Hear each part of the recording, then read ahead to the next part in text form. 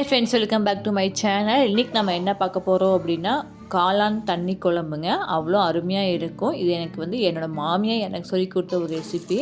Actually அவங்க நாட்டுக்காளானில் இது மாதிரி செஞ்சு கொடுப்பாங்க. சூப்பராக இருக்கும். நாட்டுக்காளான் கிடைக்காதனால பட்டன் காளானில் செஞ்சுருக்கேன். செஞ்சு பாருங்கள், டேஸ்ட் அல்டிமேட்டாக இருக்குங்க. வாங்க அது எப்படி செய்யலன்னு பார்க்கலாம். ஒரு 4 டேபிள் ஸ்பூன் எண்ணெய் கடலெண்ணெய் சேர்த்திக்கோங்க. சேர்த்திட்டு ஒரு 100 கிராம் சின்ன வெங்காயம் சேர்த்திக்கோங்க. சேர்த்திட்டு கருவேப்பிலை, பச்சை மிளகாய் காற்றுக்கு ஏற்ற மாதிரி போட்டுக்கோங்க. போட்டு ஒரு 3 தக்காளி 4 தக்காளி சேர்த்திக்கோங்க. மீடியம் தக்காளியாக இருந்தால் 4 தக்காளி சேர்த்திக்கோங்க. தக்காளி வதங்கிறதுக்கு உப்பு சேர்த்திட்டு தீ சிம்மில் வச்சுக்கோங்க. மூடி வச்சுக்கலாம். தக்காளி நல்லா வதங்கி வரட்டும். தக்காளி நல்லா வதங்கி வந்ததுக்கப்புறம் பாருங்கள், தக்காளி இப்போ நல்லா வதங்கி வந்துடுச்சு. நல்லா குழஞ்சி வந்துடுச்சுங்க. தக்காளி நல்லா மையாக குழஞ்சி வந்துடுச்சு தக்காளி. இப்போ தக்காளி வதங்கினதுக்கப்புறம் நம்ம காளான் நம்ம சேர்த்திக்க போகிறோங்க. 2 பேக்கெட் காளான் எடுத்து நீல வாக்கில் கட் பண்ணி வச்சுருக்கேன். ஒரு காளான் 4ஆக கட் பண்ணி சேர்த்திருக்கேங்க. அதுக்கு மஞ்சத்தூள் 1/4 டீஸ்பூன், சிக்கன் மசாலா 3 ஸ்பூன் போட்டிங்கன்னா மட்டும் போதுங்க. வேறு லெவலில் இருக்கும்.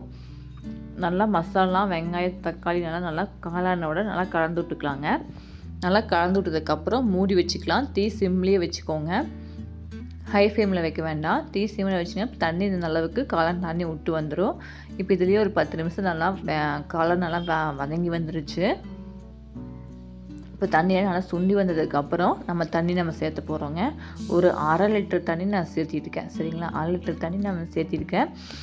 1/2 லிட்டர் தண்ணி ஒரு 1/4 லிட்டர் தண்ணி அளவுக்கு கொதித்து சுண்டி வரணும். நல்லா தண்ணி நல்லா கொதிச்சாதான் குழம்போட டேஸ்ட்டு அல்டிமேட்டாக இருக்குங்க. இப்போ நல்லா பாருங்கள், நல்லா இந்த அளவுக்கு 1/2 லிட்டர் தண்ணி 1/4 லிட்டர் தண்ணியாக சுண்டி வந்திருக்குது. கடைசியில் 1/2 டீஸ்பூன் மிளகுத்தூள், கொஞ்சமாக கொத்தமல்லி தழை போட்டு அடுப்பு ஆஃப் பண்ணிட்டீங்க அப்படின்னா இது சூப் மாதிரி கூட நீங்கள் குடிச்சிங்கன்னா டேஸ்ட் செம்மையாக இருக்கும். அப்படி சுட சுட சாப்பாட்டுக்கு மட்டும் அந்த டேஸ்ட் நல்லா இருக்குங்க.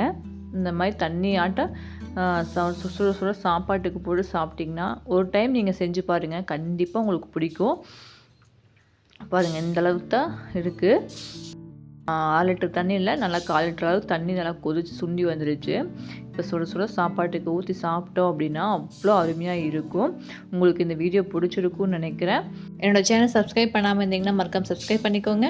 அடுத்த வீடியோவில் வேறு ரெசிபியோட பார்க்கலாங்க. இதை புதுனா லைக் பண்ணுங்கள், ஷேர் பண்ணுங்கள், கமெண்ட் பண்ணுங்கள், சப்ஸ்கிரைப் பண்ணுங்கள்.